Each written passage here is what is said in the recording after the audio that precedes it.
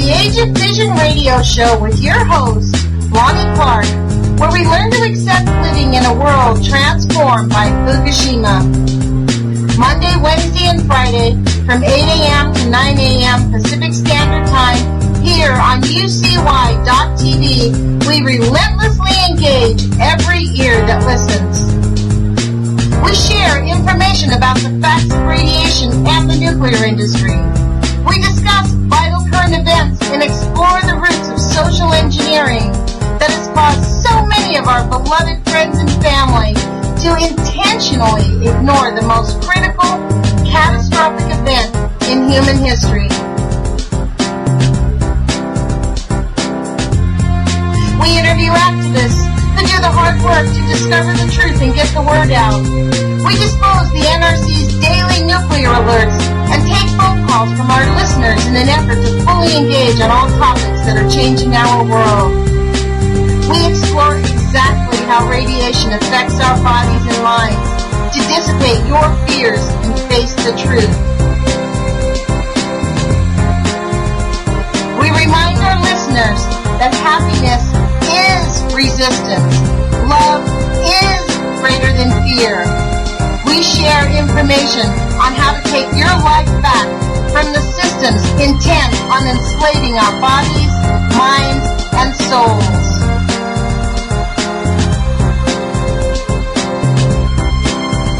The Age of Fission radio show will create a venue that all will choose in order to actively engage to save our planet from the ravages of greed and indifference.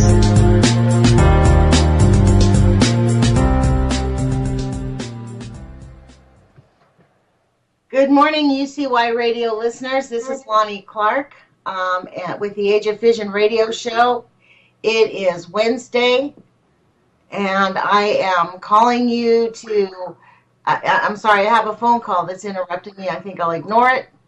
Hold on one second. Hold on just one second. Let me check into something. I want to make sure that the producer of our show is happy with the way things are going. So hold on. Today I'm going to be talking to Thomas Ackerman, and we are going to be talking about the free radicals, which we've talked to you about. It's a movement that we really do want to get going, and we are making our own progress on that, and we are heading forward. We're making efforts to connect with artists. So I will talk to you about this today, and Thomas Ackerman will be here. One of the things we want to talk to you about is the idea of consciousness, raising our level of consciousness that we have, and being true to ourselves. I think I've shared with you the information about the 4 agreements, which is basically a philosophy that, we be impeccable with our word, don't take things personally, don't make assumptions, and do your best. That's kind of the 4 general ones. That's exactly how I run my life. Ever since I read that book, it gives me a good, strong basis of sense of moving forward. And one of the things that Thomas and I have talked about is we really need to get people inspired to move on their own. So with that, let me just introduce Thomas so he can engage with us. Thomas, are you on the line with us still? Lonnie, I'm right here. Yes. Hello. Yes. Well, thanks, Tom, for being here with us. And as I said, I want us to talk about the free radicals. I really want to move forward and help people understand what this really means and why we think it's important. But I think the why of why it's important connects into the general theme of today's topic, which is, the level of consciousness, what it means to have a conscience. So do you want to add your thoughts to that? Do you want to talk? Would you do me a favor and just talk a little bit about, let's introduce the free radicals once again. I know we've talked about it. It seems redundant, but it's a very important movement that we believe needs to get off the ground. I'm really happy to be on your show again, Lonnie. Thank you for inviting me again to talk to a painter, a lowly painter from his studio. I'm sitting in my studio, and it's great to talk to you. And I'm feeling a little flat today, Lonnie. I didn't have a lot of sleep last night. and but I'll give it a shot. We'll see what happens. Okay. Well, tell me a little bit about the free radicals. Like, what's your vision for the free radicals, and what's the purpose of the free radicals? The free radicals, in a quick synopsis, was a off-the-cuff kind of idea a buddy and I had. We basically created a name because we felt frustrated with our work in the system that we're in, the museum system, the gallery system, the showing system. And it was a kind of reactionary, well, the word itself, free radical, suggests some really nasty little buggers in our bodies, right? So it was sort of like an idea of starting to gnaw away conceptually at something that we wanted to change. We wanted to have a different vision for ourselves within an art system. And both of us, we'd been doing our work quite a while, about 30, he's at least 35, I'm over 40 years of making paintings. So the free radicals, in essence, was just like a reactionary idea. And as it has been growing, now the interesting thing I thought about this yesterday, it's actually a very personal feeling, this idea of free radical, and what I'm trying to pass on through a process that I have developed in my painting that allows me to take other artists' work and transfer it through this process to look as a free radical. It's the free radical is a way something looks, the surface, the painting looks a certain way. And the concept behind the free radicals is to, this has come up before, the idea of uniting the clans, of bringing people in, like-minded people that have a commitment, that have a conscience. A conscience is what you mentioned. And I think this is what the free radicals somehow through a process, and I'm going to just say a little thing about the art thing, which is curious, because art is not a primary function. What is primary is our curiosity and our impulse to express ourselves in some way. Every person has this. This is fundamental to our nature. I mean, if we're breathing and alive and we have a heart pounding in our chest, there is an impulse in all people to express themselves. And we have, of course, language, and it gets very complex. But this fundamental impulse is the free radical impulse, I think. This is what I'm zeroing in on, a very personal feeling of the desire, the need to express something. Now, the whole... I like that. That's really excellent. The desire.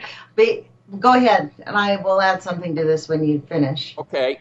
And so I'm trying to synopsize free radicals for people that are listening and have been listening to me on my own YouTubes, and when I try to explain it. And tell them your YouTube channel. H. Thomas Ackerman is where you can find me on YouTube, and I have quite a number, over 700 videos. And actually, I was editing video stuff, and that's a hell of a lot of videos over the last 6 years, I guess. And it's tough to edit stuff, and because my early videos and some later on were kind of brutal. I'm not, a presenter, but I'm working on it. So the idea of free radical, though, is to first of all accept something within ourselves that's extremely personal. It's not an art movement. Primarily, it's something that each one of us has within inside of us that wants to come out. And this is like, not everybody is an artist. It has nothing to do with that. It has to do with the fact that, and I think that's something that's been hijacked, because people want to feel special. And when people say, oh yeah, my child is an artist, well, a child has a need to express themselves. They're not an artist. They have a need to express themselves. The whole art thing is kind of a cultural phenomena that gets put on us, we get burdened by this in so many different ways. And I think the free radicals want to extract all this conformity that we have associated ourselves. Our creativity has nothing to do with art. It has to do with a fundamental, very personal desire to express something in ourselves. So the free radicals want to become a kind of hub for this feeling, this idea. And the kicker on this, Lonnie, this is sort of what, I blow my horn on this, because after 40 some years of doing this, I'm a late bloomer. I call myself a late maybe boomer is probably better, late bloomer. And the idea of having produced or of having invented a way to work on my own work, the way I work on my own I've painting. actually seen your artwork, and let me explain this because it's very. I've heard you try to explain it, but what it does, the artwork, the thing that Thomas does, he's invented this technique so that at the end of your piece of artwork, it actually, he puts this additional, I don't know, element or component or something over the artwork after it's dried, and it sort of makes it pop out from the canvas. It's a very, and super shiny. It's a very unique, it gives it the most unique look I've ever seen. Kevin brought an original painting to Eugene when he first did his symposium here in Eugene, Oregon in 2013. He had it, it was rolled up, and we unrolled this magnificent piece of artwork. I was like, ooh, you think that's going to be fine? And we unrolled it, and it was just like, it reminded me of Gumby almost. It was like, came right back into form, you know? It was a very unique type of invention, I have to say. It's quite remarkable, Tom. Well, you're mostly right on the description, except that there is nothing on the surface other than the paint that is the painting. So there is no Really? there is no varnish or anything like that You don't applied. add anything else to it at the end of these skins. Like Nothing. you paint on the skins, and that's it. Nothing. It's like a canvas with paint on it, basically, is the end result. And if anybody looks at it, there is going to be a certain kind of puzzlement. There is a mystery there because it's natural to wonder. I mean, artists have their own way of working. Each artist, if they're, if they know what they're doing with their materials, will have an extraordinary, what I call a surface emanation. It's like you'll see. Excuse me. You'll see people in museums go very close to paintings quite often, trying to figure out how an artist might have done something.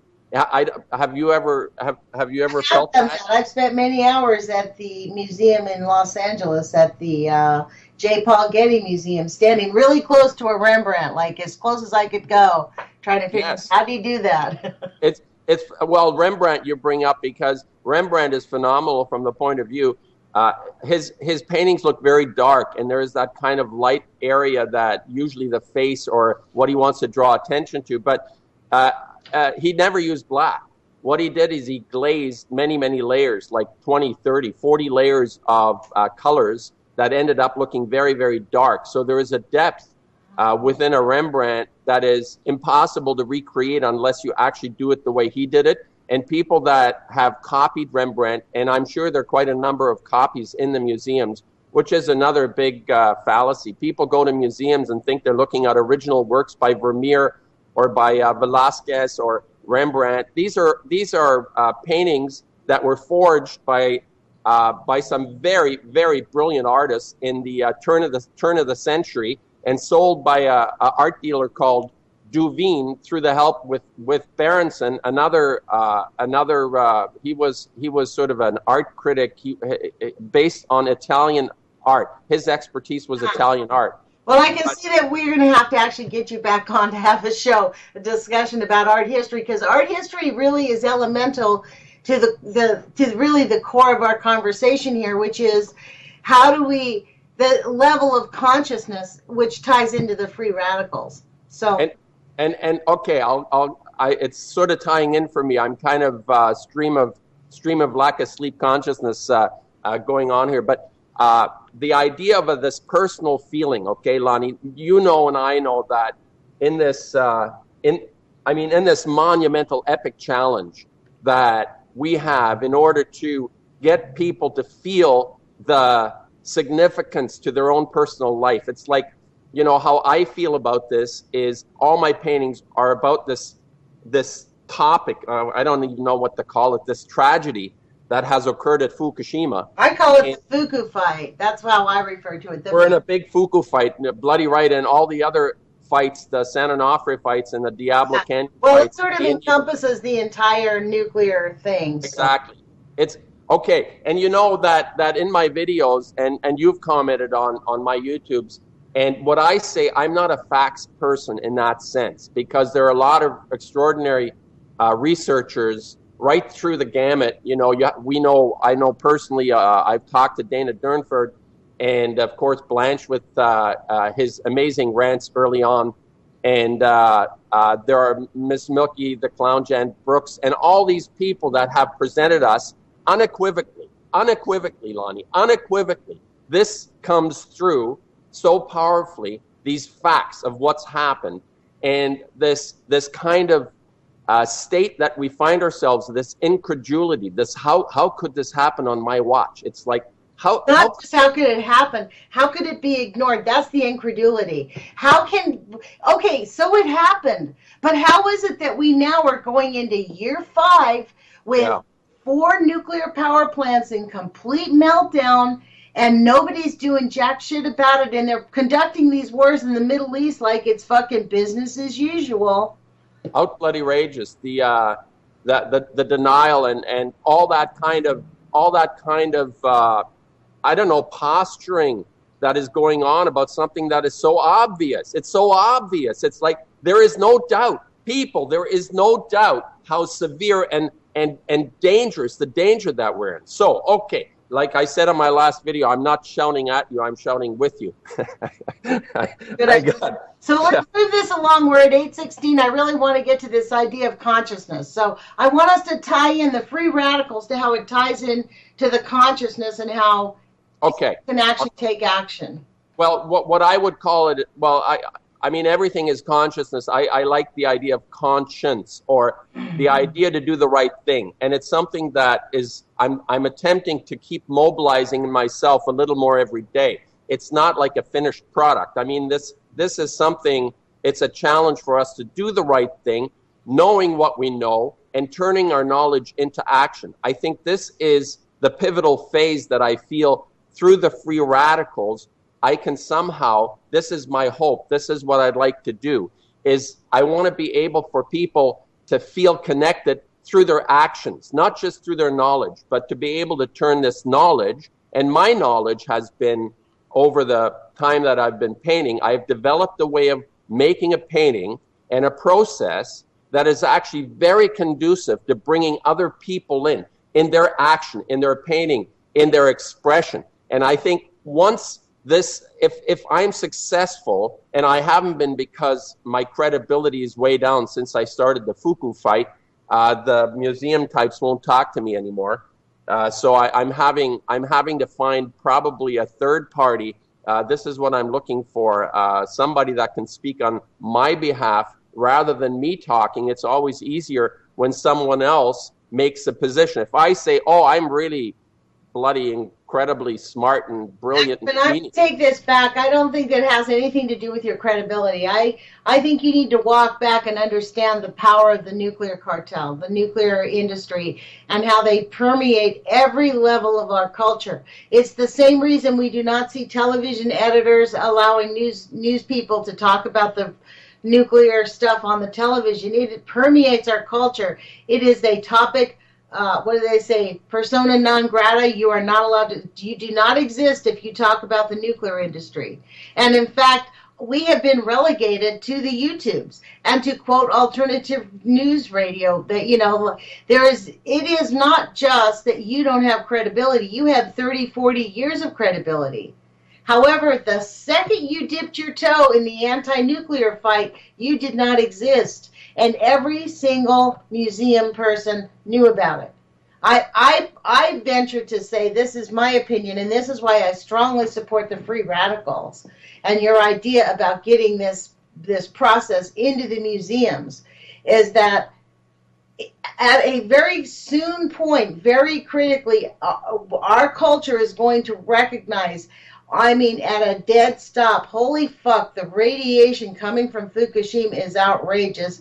We are not going to, if we don't stop the Columbia Generating Station or Indian Point, we are not going to just have Fukushima being, especially the Columbia Generating Station, because it's right next to Hanford. If something happens to that, the entire culture will stop, and our artwork and everybody talking about the anti-nuclear will be revered as, oh my God, you guys were right.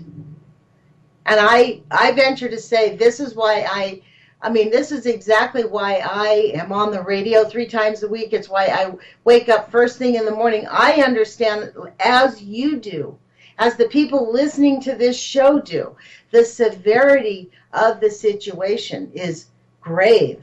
We are not just talking there, whacking off with our kids and they're, doing whatever they need to do, which is the depravity of the ancients. We've seen this throughout the entire history of humankind. The nuclear cartel and the pharmaceutical fakakta that they have put us under. So they mixed it up with the nuclear. So now the nuclear can say, hey, we're not causing the cancer. It's the pharmaceuticals. It's the GMOs. It's all the chemicals. It's all this. It's everything else. They did it. It came at the same time. It was a double whammy. So neither one of them would have, what do they call that? Plausible deniability.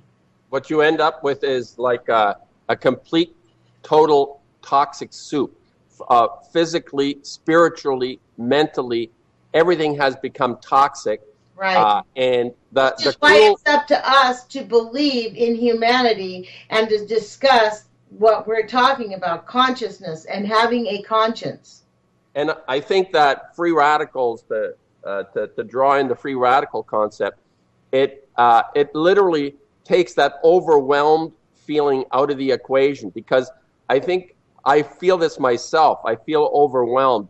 And then I make the work, and with the expectation of actually having it exhibited and letting other people into this world that I have understood. And this makes the feeling of being overwhelmed. It subsides in myself, being able to do this. So I think the free radical is on whichever level. And you know that I think last time we mentioned that I suggested the whole thing on a 1-minute video where people walk out of nothing into the camera was an idea that Steven Schellenberger came up with. Basically, I kind of translated it into the free radical. Steven Schellenberger is an activist on behalf of children and the abducted children that are being lost all the time. This is a whole... is that what that idea was about, the walking out of nowhere and then disappearing? Yes. Come out of that idea of these children who were like just disappeared? I was connected for Stephen. I think he came up with this, and he said one morning he was visiting for a couple of weeks, and he said, I want to do this walk coming from behind a tree out of nowhere and walking past the camera, like just into oblivion or something. And I thought, wow, what an interesting idea. If I get thousands of people walking and call them the free radicals, it immediately creates a clan, a kind of network, a kind of association with. It's not being overwhelmed anymore because there's other people doing exactly what I'm doing, right? So you see yourself walking, and then somebody in Australia is walking, and somebody in Africa is walking, and that's the sort of idea behind the free radical video part of it, to create a network, a clan.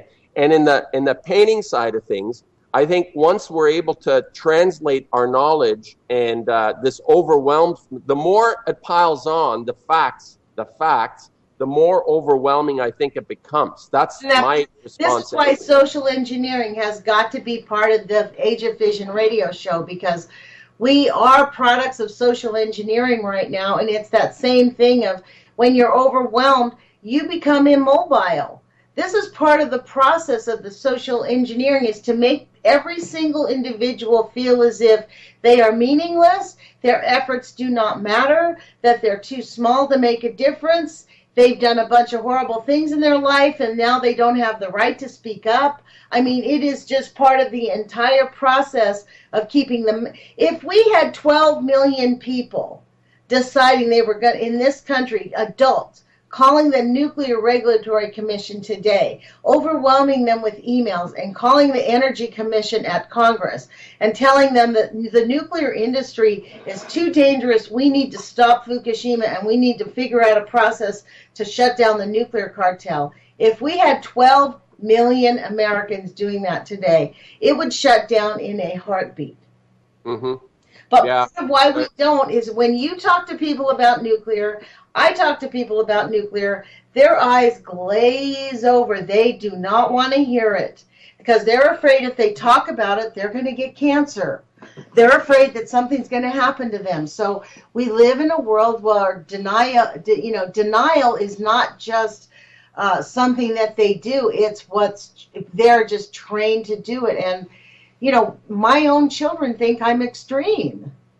I have a really hard time with that because I was not extreme before Fukushima. I didn't even know. In fact, for a year and a half, I just thought everything was just fine. So this is how deep it is. And I really love the idea of creating a movement that people can attach to, not just the artists and the people who express themselves through artwork, because you are completely correct. People have an intrinsic need to express themselves. Yes. I think every creature does. My science teacher kind of laughed at me one time because we were trying to figure out scientific questions, right? And one of my questions was, do all creatures have an intrinsic need to sing? Because I think that singing is an important part of being alive. Like mothers sing to their children. Oh, you listen to the birds, they're singing. Even dogs and cats, they all sort of make these funny little noises to their babies. I get a feeling when in the morning when I wake up and birds are singing, they kind of balance something around the environment. It's like almost like a feeling that things are being balanced. They're doing their job. It's like it's a mystery, but I get a really great feeling when I listen to that, any kind of bird song. And I think they're actually balancing the environment somehow. I don't know how, but they're doing it. That idea have you heard about sound healing? There's a whole idea about sound healing. Well, you mentioned that, yes. Yeah, I don't know a lot about it, but I've heard this woman who invented a way to help people heal themselves through sound. According to her, there was not a disease she had not met that could not correct itself through sound healing. That's amazing. Well, I've often said, I bet you sound healing is going to be the answer to neutralizing the radiation, because we are at this point where we need to come up with ideas that are so off the charts that we can't even imagine it, because that's where we're at with Fukushima. They're now just pouring they've been doing it, but now they're at least admitting they're just pouring it into the Pacific. They're not even making an attempt. It's like the NRC with the hormesis thing. And let me digress here. I still encourage everybody to go onto the NRC website, post your comments. It's www.nrc.gov, and go to where it says public comments, and it says comments open for discussion or open public comments available. There's a drop down menu. You can look at it. It says linear, nonlinear versus hormesis theory or something like that, and click on that. It's something 2015-0057 is my recollection. But make your public comments. You can go right online and make your public comments, because this insanity of moving us into a hormesis theory because the radiation is so bad the NRC doesn't want to have to say they're not going to test for it is outrageous. And it's a crime against humanity. And I honestly think we need to demand our government pull back from the insanity. So. It's an easy thing to do, actually. I clicked on it and it was, I'm in Canada, so they allow anybody. So you made a comment on yourself. You did it yourself. Yeah. From here, even the Canucks are allowed to get on. Yeah. Well, let's talk about the idea of consciousness. I think we've gone on a little bit about the free radicals. It's kind of a hard concept, but let me just synopsize it really quick so we can move on, and you correct me if I'm wrong. The free radicals is basically what we are attempting to do is get people to engage in this process. Thomas has these, what he calls skins. They look like a very thin, like piece of plastic, basically. And the artists are to paint on these pieces of plastic, and then when they dry, send them back to Tom, and then we're going to create an art show that we are hoping to get into a national museum, not some funky little museum that they have popped up in every single little, gentrified city. We're talking about national museums that'll get an ISBN number, so it'll be recollected in history, and we can actually make an impact. And if Thomas, with his knowledge in the art industry, understands that when you get the ISBN number, you're talking to really people who buy artwork throughout the world, not just the people that walk through the museums. And he believes that this is really where we're going to make a dent or an impact and maybe be able to create a consciousness. This is where we get back into being conscious. The consciousness that there is some big fucking thing going on out there that everybody needs to pay attention to. So is That's that right. Yes. kind of synopsize it pretty quick, Tom? That's pretty good. Yeah, that's good in the sense also that what's important in this is that you're not necessarily a proficient expert at making a painting. That's not the point. The point is that people come together, and I will make the painting through my process absolutely gorgeous. It's like the idea, people... Wait, back up here. You're going to tell them that you're going to make their paintings look more gorgeous, like as an artist? You know what I mean? Like, no offense, but I'm just going to, as a person who, like, I just like a closet artist here. Like, that would, like, personally, as an artist, you're going to make it, give it a different look. Yes. No, but it's the same here, painting, but it has a different finish. Okay, here, when I say gorgeous, I'm talking not about your subject. I'm talking about the way the surface looks. It's like, It's a beautiful, sensual surface. And if you're standing, let's say, when I pull this off with probably as many as 100 different artists. So imagine yourself in a large room in a museum with 100 artworks, and some of them will be larger, some smaller. It depends. Maybe all the same size. I haven't decided yet. But you look down the wall, and you see all these paintings, and they all look the same, like the same person did them, right? Because the process, it's not like everybody has their unique way of making their paintings. Their surface is unique. And then you look down this wall, and you see hundreds of paintings that all look the same off the surface. But then you stand in front of them, and one of them might be very realistic, and another one is very abstract, and you say to yourself, how could this artist have so many different ways of expressing themselves?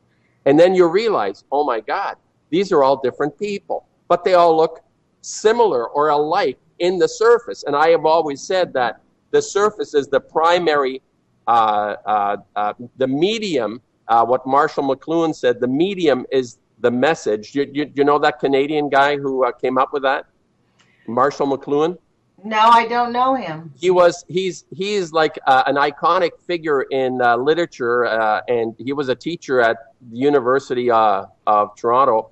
And he came Canadian. Up. Do you know what that means? The what? What's that? American. He's a Canadian. You know what that means? Yeah. No, who's that? Where is Canada? Yeah, we're up north. We're a little north from where you are. I swear to God, I really am like the perfect person to introduce the Post-Ignorance Project, because really, this is what it's about. Is like admitting who you really are and deciding to get better, right? Okay, but I gotta finish my shtick on Marshall, because Marshall McLuhan and a buddy of mine wrote the definitive work on him.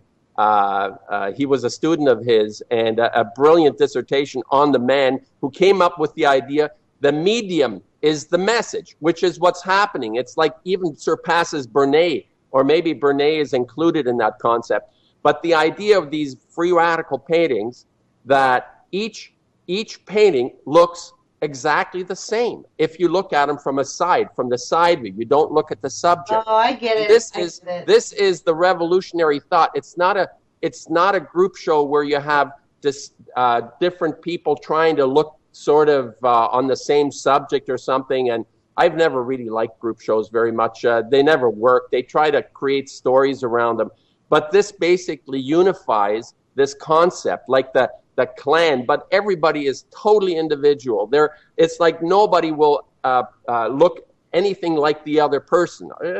You get what I'm saying here? You get it. So let's move forward, because we're about halfway through the radio show. I really want to talk about this idea of consciousness, because we've touched on it a little bit, but really the point of the Free Radical show and the Free Radical effort is to help people really decide to embrace their own conscience. Because what we have now in our culture is a whole civilization of people too intimidated by the system to just really move forward and speak up. I mean, we now have mothers subjecting their children to vaccines. They go into a doctor's office and they're required, at least in the United States, to give their baby a vaccine for hepatitis something that you can only contract through sexual contact. Wow. I mean, it's an outrage. It's insane. And the women, when I talk to women about it, they're like, well, the doctor says I need it. And like, no, we have a right and an obligation as human beings to exercise what we have been granted, and that is our conscience. Part of what's happened is we have been badgered into believing that we do not have the right to speak up. And we do have the right to speak up, and I believe we have a moral obligation to stop the nuclear industry. If we take a look at the real truth of what it has done to our planet, it is really literally, I think I shared this with you earlier, that my daughter gave me a book over the weekend called The Fifth Sacred Thing by Starhawk. She's been telling me to read it for about 3 years now, and I never picked it up. I never read it. She said, Mom, I'm going to give you this book because I know you're never going to go buy it, right? So I open it up. In the beginning of the book is this thing that says Declaration of the Four Sacred Things. You know what the four sacred things are? Air, fire, water, and earth. Now, this is why I can't stop thinking about this, because on an conscious and unconscious level, at a really deep root, when I understood what was going on with Fukushima and really comprehended it, I began to realize that we are destroying the air, we are destroying the water, and we are destroying the earth. And it is going to start on fire. Like, if we don't stop this thing, what's going on at the Columbia Generating Station? The thing that woke me up that morning when I found out what that nightmare, I've talked about this before, that's how I recognized that Fukushima was out of control. I believed the propaganda hook, line, and sinker. I had a nightmare on May 5th, 2012, and I swear to God, I saw the horizon to the north where Hanford is, from where I'm at, completely red on fire, and I was freaked out thinking that Hanford was on fire. And I realized, and what I dug and found on the internet was that Fukushima's out of control. But it is that very same thing. I now comprehend, 2.5 years into this, that my vision about the fire in the north could be a very real proposal if something happens at the Columbia Generating Station and nobody can get into Hanford. That place will blow up, and it will be a fire that will burn for several hundred years at a minimum and poison the entire northern hemisphere, if not the planet. We've already got Fukushima doing it on Balco. Can you imagine if we had 2 Fukushimas going on at the same time? That's unconscionably horrific. And there would be no answers. So this is what drives me here now. You know what the fifth sacred thing is, which is perfect for our show? This is what the whole story of this book about. It's about spirit.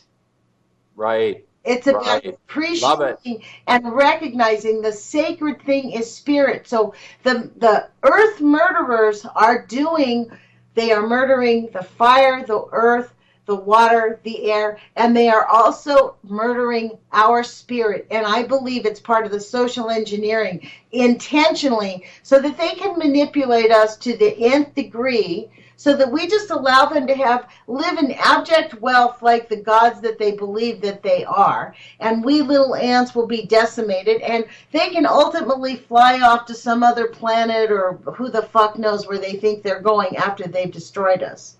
Spirit might have been the first victim, rather than the earth, the water, the sky.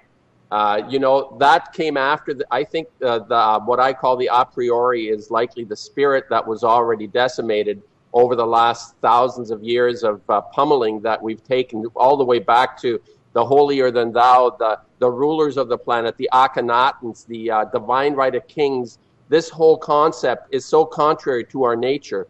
The idea that somebody has some divine right from some fictitious being somewhere, that they've come up with. That's a whole other thing. But the That's spirit. pretty insightful. I think you're right. Maybe that is the first thing, so that they could go after their fight. I mean, That's right. I am completely blown away at the level of just complaint. This is why it's so urgent. This is why we're devoting a whole show to this idea of conscience and consciousness. And actually, not just consciousness, but conscience. Act on your conscience. Have the courage. This is why it's so important for people to have the courage to really ask the questions. Don't make assumptions. Assert what you believe. Say what you think. We have elected officials who are kowtowing out of fear, and I really believe that they have been colluded with the threats of death or murder, or God knows what would happen to their families. I mean, I understand that threat. It's, personally, it hit me home.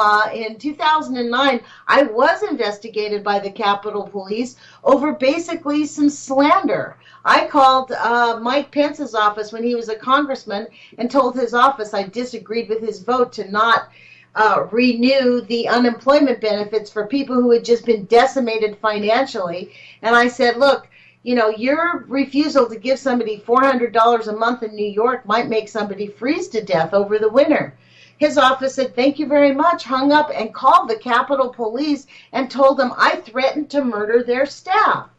Oh, wow. And they actually contacted the Eugene Police Department, and Officer Donica here in town had to investigate me for a week, and after his investigation called me up and said, did you call Congress? He couldn't find anything on me. He couldn't figure out why this had happened. And I was livid. I was angry. He pushed my button and I went off for about 10 minutes telling him blah, blah, blah, blah, blah, blah, blah, to the point where when I stopped, he kind of laughed and said, okay, I get your point. Right. He was embarrassed. He was embarrassed. Well, this is how deep it goes, right? And he said, well, you won't be here. He had a conscience. He was embarrassed. Well, I said, you know what? You should be calling your congressman. You should object, because this is using a little tiny town in Oregon for political slander, and they know this is the long arm of intimidation. They know I do not have the money to sue them for slander. And this is how those bastards operate. And I was furious. And frankly, it worked. I stayed silent until I contacted Kevin Blanche and said, hey, can you come here and do a symposium? That's how long it took, until 2013. I went, holy crap, I think I'm just going to shut up. Yeah. See, and so I get it. When I say that I am a poster child for the post-ignorant, I think I embraced Kevin's concept.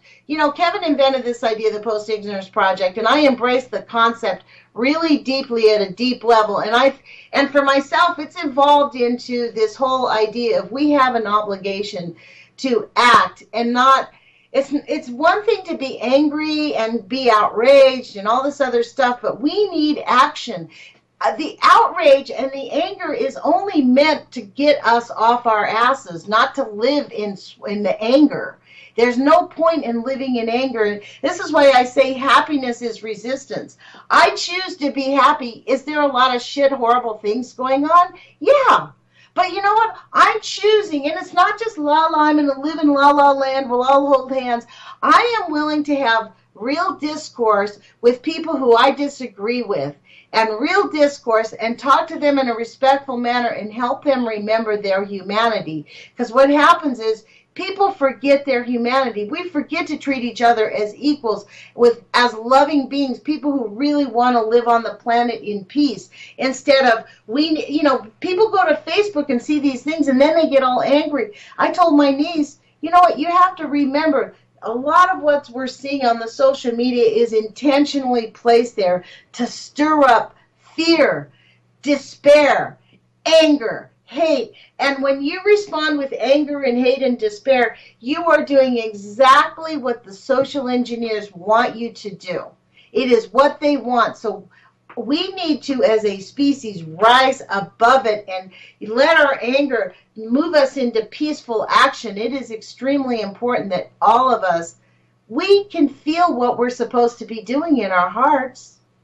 I know I'm supposed to be doing this. I know I'm supposed to be calling my congressman, and as pointless as it might be, my neighbor does not believe in calling the Congress at all. He thinks it's a complete waste of time. All I'm doing is getting myself on some government list.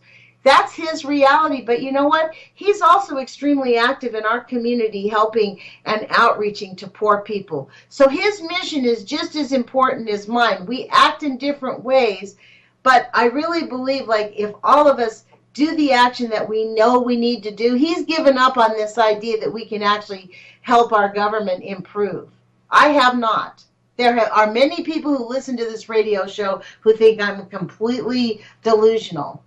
But you know what? I don't have to be right. Maybe they are, but I know I need to take action in the manner that it's like me working with the Post-Ignorance Project, right, Tom? For the last 2 years, I was heavily involved, and it came to the point where I realized, you know what? That is not my mission anymore, and I really need to, like, not be part. It doesn't mean I'm not post-ignorant, but it's not where I'm supposed to be. And now signs all came abundantly crashing down around me. This is so not the right place for you to be. So, and it was so ironic, as soon as I made that kind of internal decision, okay, then, like, I'm not, this Mimi German made a post, this is how ironic life is, about the Columbia Generating Station. And that has really seriously been placed on my heart, that guess what? So we all need to take action and be willing to be growing human beings. And I'm sharing these ideas with you just to show you how consciousness works. This is my thing about it. The whole thing I've been about with the Post-Ignorance Project and the Age of Fission radio show, having evolved into this, is really, I am using myself as an example, because I think it's really important to understand that we are not isolated in our sense of hopelessness, our sense of we don't matter. This is why I kept silent from 2009 till 2013 when I invited Kevin up here, because I was intimidated. Mm-hmm. But yes, it didn't mean that I didn't have a conscience. It just meant I didn't have the courage to step out. Only until now, when I realize they're really destroying us with the air and with they really are killing the Pacific Ocean and trying to say it's global warming. You know what I mean? And while it may be global warming, on top of it, I think that the Fukushima has put the global warming on Balco. It has made it tremendously, and is making it tremendously worse. I think, Lonnie, a lot of what you're talking about is finding your voice, and it's like working at something. If I think about my paintings, I found my voice, and it didn't happen in the first 10. I mean, there's always a quality of peopleness of whoever is doing whatever they're doing, but to really what you call being on a mission, it's like you find your voice and you begin to feel something that is so strong, it's unavoidable. You have to act on it. And I think this is when you say consciousness, you want to talk about consciousness. Can I improve on Einstein on something here? Do you mind if I? Sure, if you can improve on Einstein, go right ahead. Okay, Einstein had a lot of little phrases that he gave, and I think one of them was that intuition must be served by reason or logic. This was like, intuition is something that is a priori to being able to exist, to be in this existence, and I want to improve on that, and I would say that intuition absolutely is a factor that motivates us, but what's even more important is conscience. That what we have, we're all consciousness is everything, but we have this ability inside of us. I am convinced of this, that we all know when we're doing the right thing and when we're doing the wrong thing. And Einstein's idea of intuition may have possibly touched on this concept of doing the right thing. I think this is what he was invoking. But let's give it the name. Let's say that we have within us what you're feeling in your own self and what I'm feeling, that I have a conscience that somehow pushes me to do what I know to be the right thing. And I think that's what needs to be activated. And to come back to the free radicals, that you contact me and you work with me on promoting this idea to the museums to get our word out. This would be an action. It's not just like something that somebody or I know. I'm turning something that I know through my conscience. Well, then, Tom, will you give out your email address or a way for someone who might be listening to this radio show to contact you so that you can on my website. This idea? My website is ackerman-artist.com. Ackerman, double N, artist.com. And then there's email. Yeah, you can contact me through my website, Ackerman, double N, artist.com. And I would love to work with. So that's ACKERMANN at. Hyphen, no, not at. Okay. Just go to the website. There is an email link there. Okay. And spell out the website, would you please? It's ACKERMANN artist.com. Artist, ARTIST. That's right. .com. And contact me. And there are probably right now about 13 or 14 different artists that have submitted on the specially prepared plastic that I do and sent it back to me. So there are probably over 30 different artworks that are free radical artworks, aside from my own that I have, that are ready. And I'm looking for probably about at least 30 or 40 different artists. That's what I would really like to start off. So you have a monumental show to start with, and that's why we need a bigger place. It's going to cost as well. I mean, there's money and expenses involved in this, and I need people. I'm not asking for money here. I'm saying that people can. That'll come when these museums come on board. They have budgets. They have big budgets that they can afford this. So the idea is to get somebody to go show the presentation to these national museums, get an appointment with the curator of the museum, show them you have a zip drive that they can plug into their computers and show them the artwork. You don't have to be an expert in art. You just show them the concept and say, we'd like to have a space in the museum. However, whenever, if we could plan it, say, for next year, and be real, things don't happen quickly in the art world. It would be a planned event probably for 9 months to a year from now, correct? Oh, much more sometimes.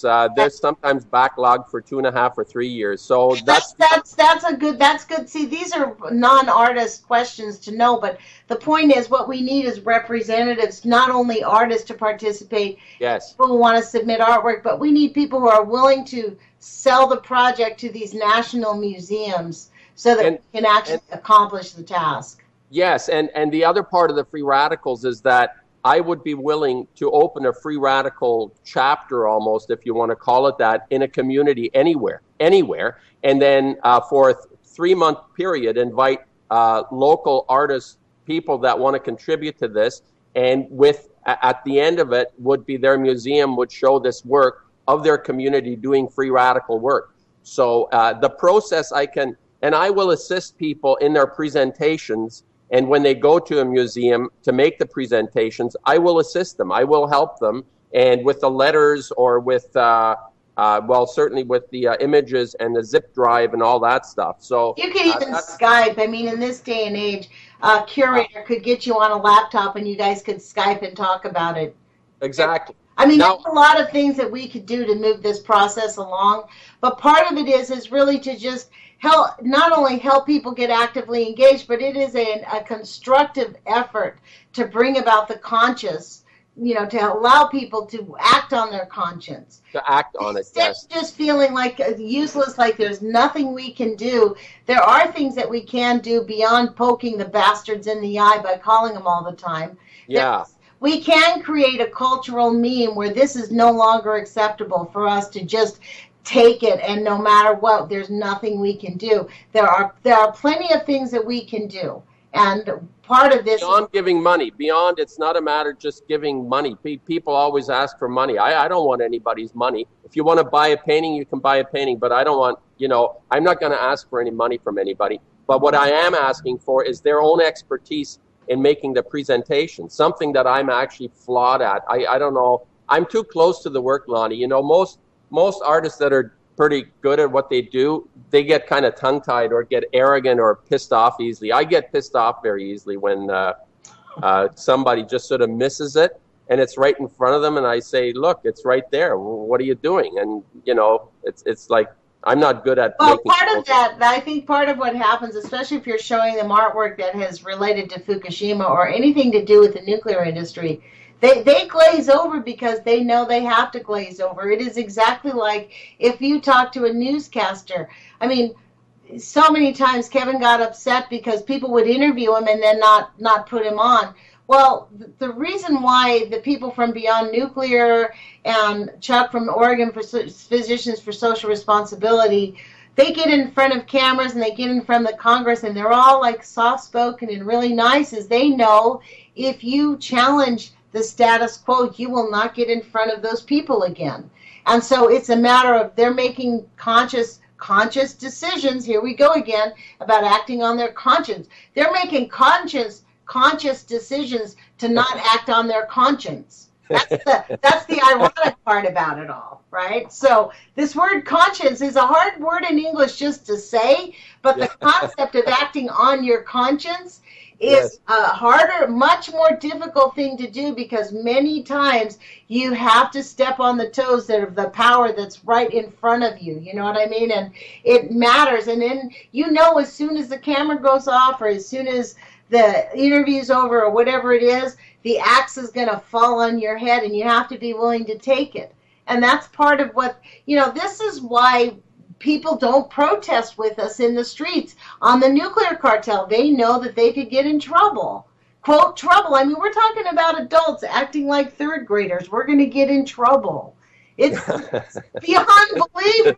This is really the state of our country and of our culture. And, you know, I see that we're 8:56 right now. We just have a few minutes, but this is why in the Age of Fission radio show, I will be talking about social engineering and consciousness. And I really appreciate your time here, Thomas, discussing this idea of the free radical movement and what you want to accomplish. And I'm 100% on board and with it.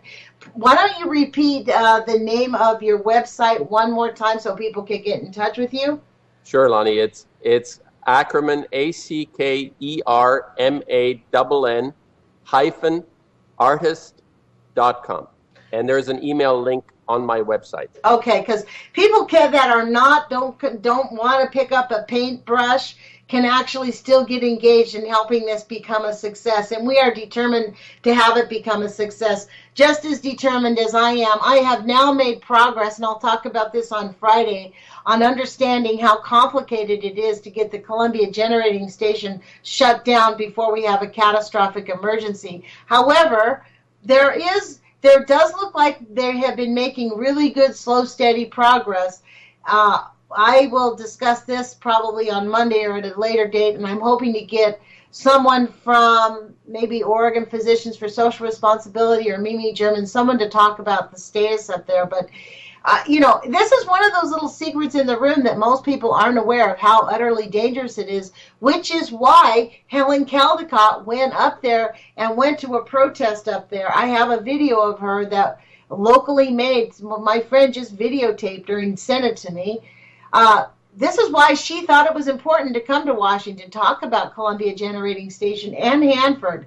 It is the dirty little secret of the Northwest that Hanford is sitting only 15 miles away from a Columbia Generating Station, which, by the way, has cracks in it that they are refusing to admit and adjust to because they say they're not big enough. So, look, we are at 8:58. I want to thank everybody who has joined our radio show today. I hope you got a lot of value out of it, but I really believe that this idea of helping us move into an age of consciousness and being conscious, acting on your own conscience is really important. And Thomas, I want to thank you for being here once again. I really appreciate your contribution to the radio show. I hope you'll be back on sometime soon. Yes, absolutely. And thank you for inviting me on, Lonnie. And I also really appreciate your openness and dedication. I think this is a real strong thing. That's the end. It's going to go away. Okay, bye.